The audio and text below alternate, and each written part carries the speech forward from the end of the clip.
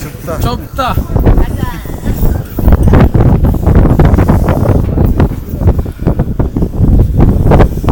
हाम्रो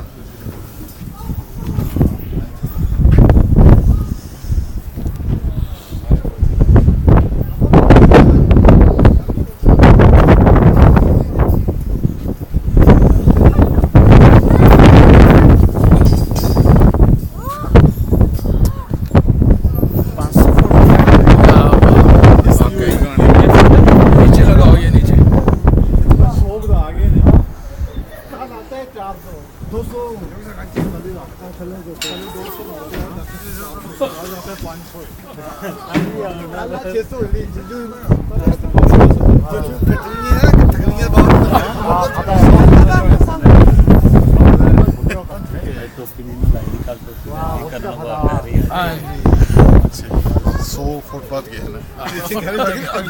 अगली बार यहाँ से 600 लेकिन हाल ना प्याज भाई देखे हमरा मार देना हवा बड़ी तेज चल रही है भाई कितने फुट पे बस 750 फुट 700 ਦੇ ਪਿੱਛੇ ਨਾ ਹੋਏ ਇਹ ਸਰਦੀ 'ਚ ਹੋਰ ਘੰਟਾ ਖਲੋਤੇ ਹੋ ਤੇ ਵੱਧ ਜਾਣੀ ਹੈ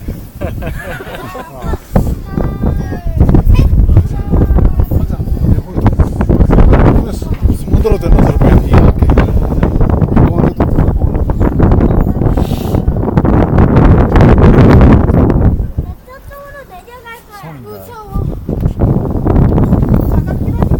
जगह का लोकेशन सारा